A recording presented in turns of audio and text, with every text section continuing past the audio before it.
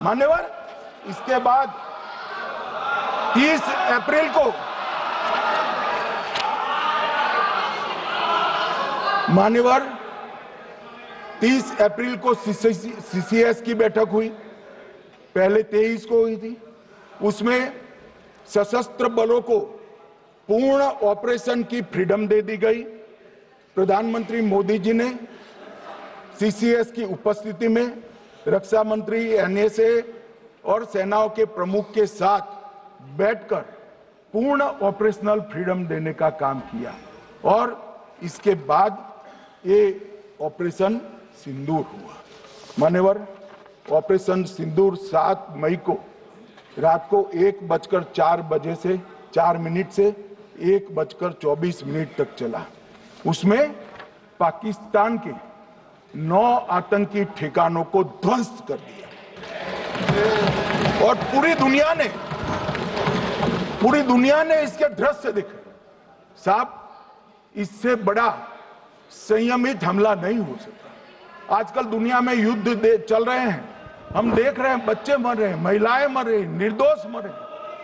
हमने 9 आतंकी अड्डों को समाप्त किया, परंतु एक भी सिविलियन नहीं मारा गया, केवल और केवल आतंकी मारे गए। स्थान थे मरकज सुभान अल्लाह बहावलपुर, मरकज तैयबा मुरीद के, महमूना जाया कैंप सियालकोट, अरे नाम सुनो काम में आएंगे, सरजाल camp Sialkot, Sawai Nala camp Muzaffarabad, Syedna Bilal camp Muzaffarabad, Gulpur camp Kotli, Barnala camp Bhimber और अब्बास कैंप कोटली। मान्यवर, सर्जिकल स्ट्राइक और एयर स्ट्राइक में हमने पाक ऑक्यूपाई कश्मीर में ही हमला किया। एक प्रकार से भारत के हिस्से पर ही हमला किया। पाक ऑक्यूपाई कश्मीर हमारा ही, तो हमने तो हमारे हिस्से में हमला किया। मगर इस बार 100 किलोमीटर अंदर घुसकर पाकिस्तान की भूमि पर आतंकवादियों को तबाह करने का काम। और मान्यवर, ये आतंकी के ठिकानों पर हमला हुआ। इसमें मारा कौन गया? हाफिज मोहम्मद जमील जैसे मोहम्मद के प्रमुख मौलाना मसूद अजहर के बहनोई, मुदस्सर खादियान, मरकज तैयबा मुरीद का प्रमुख याकूब मलिक, जेएम पदाधिकारी मोहम्मद हमसा जमील, जेएम ऑपरेटिव मोहम्मद यूसुफ अजहर गंभीर रूप से घायल था, फिर मारा गया। जैसे मोहम्मद का आमिर मोहम्मद हसन खान गंभीर रूप से घायल था, फिर मारा गया। जेएम ऑपरेटिव मोहम्मद हसन गंभीर रूप से घायल हुआ। अब्दुल मलिक, खालिद अबू अक्स और नोएम मलिक, इनका कोई पता ठिकाना नहीं। और मान्यवर, ये पूछते थे मुझे कल कि पहलगांव के दोषी कहां गए? वो पहलगांव के दोषी कहां गए? ये जो मैंने, अरे सुनो ना यार, ये जो 10 मैंने नाम पढ़े हैं, इसमें से 8 ये चिदंबरम एंड कंपनी के समय में आतंकवादी घटना घटाने वाले लोगों को नरेंद्र मोदी जी ने मारा। ये हमें पूछते कहां गए? अरे भाई, आपके समय में जो छुप गए थे उनको चुन चुन कर हमारी सेना ने समाप्त कर दिया है। और ये 10 नहीं, कल राजनाथ जी घबराते घबराते बोले हैं, अब ऑथेंटिक शब्द का है, मैं बढ़ा नहीं सकता, मगर कम से कम 100 लोगों को हमारी सेना ने समाप्त, 100 से अधिक लोगों को हमारी सेना ने समाप्त करने का काम। मान्यवर, और इस पर भी गर्व नहीं कर सकते आप? इस पर भी गर्व नहीं कर सकते?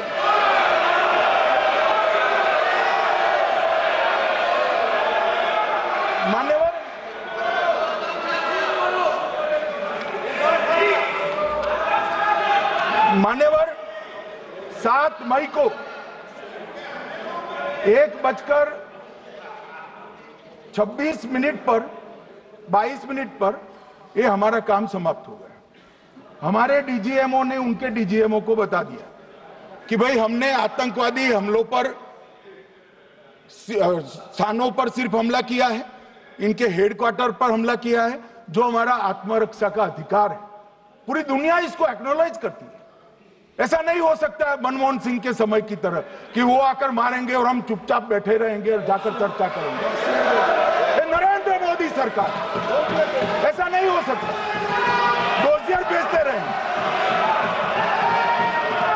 मान्यवर, उरी में हमला हुआ, हमने सर्जिकल स्ट्राइक किया। पहलगाम में हमला हुआ, एयर स्ट्राइक करा, और अरे पुलवामा में हुआ, एयर स्ट्राइक करा, और पहलगाम में हमला किया।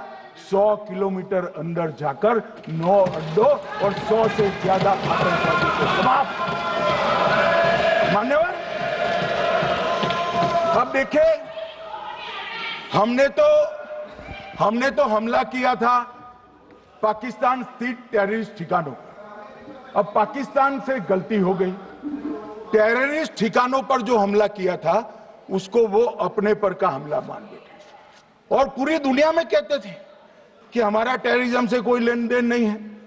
ये तो अब ऐसे ही ग्रुप करते, हम तो विक्टिम है, जो मनमोहन सिंह ने सर्टिफाइड भी कर दिया था कि ये भी विक्टिम है।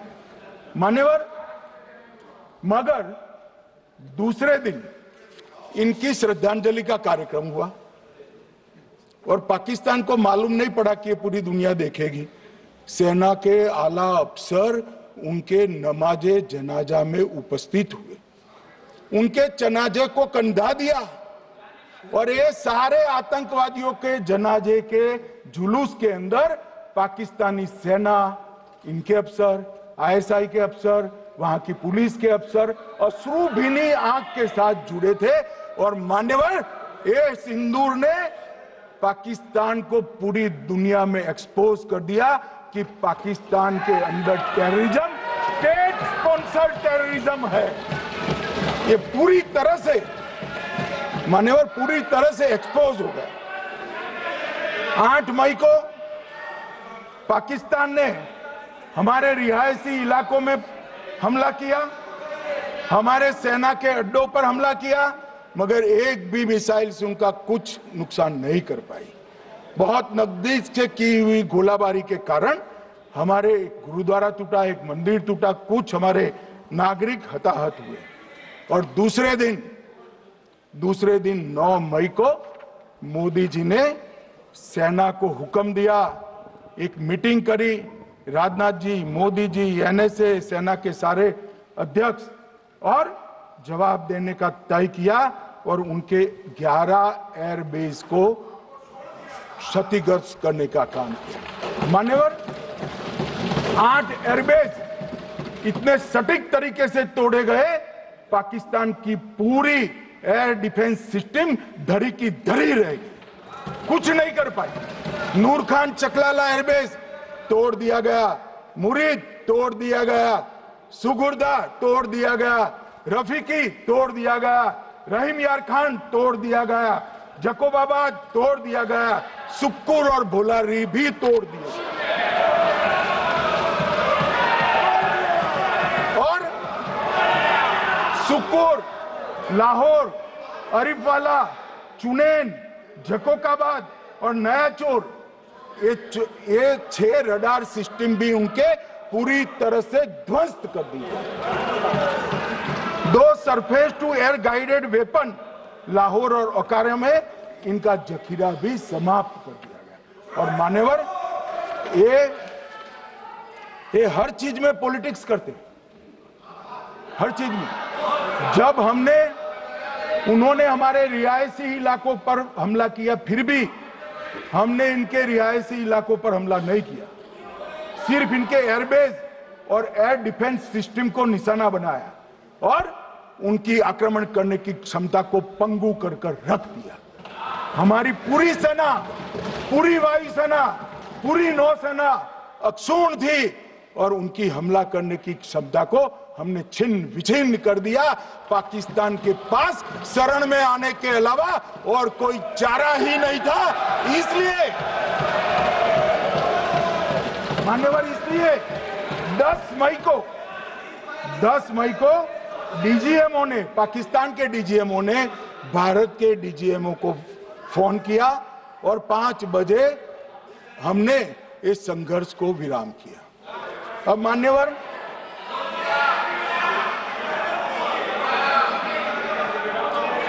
ये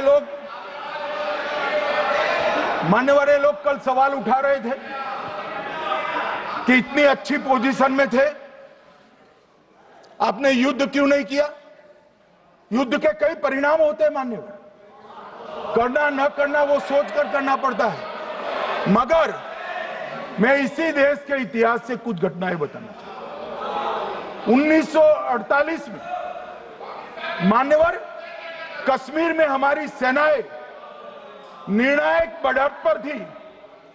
सरदार पटेल ना बोलते रहे, जवाहरलाल नेहरू जी ने एक तरफा युद्ध विराम कर दिया। और मान्यवर, मैं बड़ी जिम्मेदारी के साथ कहता हूं, मैं इतिहास का विद्यार्थी हूं, पाक ऑक्यूपाई कश्मीर का अगर अस्तित्व है तो जवाहरलाल नेहरू जी की ये युद्ध विराम के कारण है। इसका जिम्मेदार जवाहरलाल नेहरू है। मान्यवर, 1960 में सरदार पटेल ने विरोध किया था, गाड़ी लेकर आकाशवाणी तक गए थे, घोषणा न करते दरवाजे बंद कर दिए थे। मान्यवर, 1960 में सिंधु जल पर भौगोलिक व रणनीतिक रूप से हम बड़े मजबूत थे और उन्होंने सिंधु समझौता क्या किया? 80% भारत का पानी पाकिस्तान को दे दिया। मान्यवर, 62 के लड़ाई की बात मैं बाद में करता हूं। 65 की लड़ाई में हाजीपीर जैसे स्ट्रेटेजिक जगह पर हमने कब्जा किया था, 66 में उसको लौटा दिया गया। मैं 71 के युद्ध की भी बात करना चाहता हूं। मान्यवर, 71 में कल राजनाथ जी ने भी बताया, पूरे देश ने इंदिरा जी का समर्थन किया था। उन्होंने पाकिस्तान के 2 टुकड़े कर दिए। बहुत बड़ी विजय थी भारत की और सदियों तक भारत इस विजय पर गर्व करेगा। हम सब भी करते हैं, हमें कोई आपत्ति नहीं। मगर हुआ क्या मान्यवर? युद्ध की विजय की चकाचौंध में क्या हुआ? 93 हजार युद्धबंदी हमारे पास थे, 93 हजार, और 15,000 वर्ग किलोमीटर क्षेत्र पाकिस्तान का हमारे पास था। 93 हजार युद्धबंदी उस वक्त की पाकिस्तान की सेना का 42% और 15,000 वर्ग किलोमीटर क्षेत्र। मगर शिमला में समझौता हुआ, पाक ऑक्यूपाई कश्मीर मांगना ही भूल गए।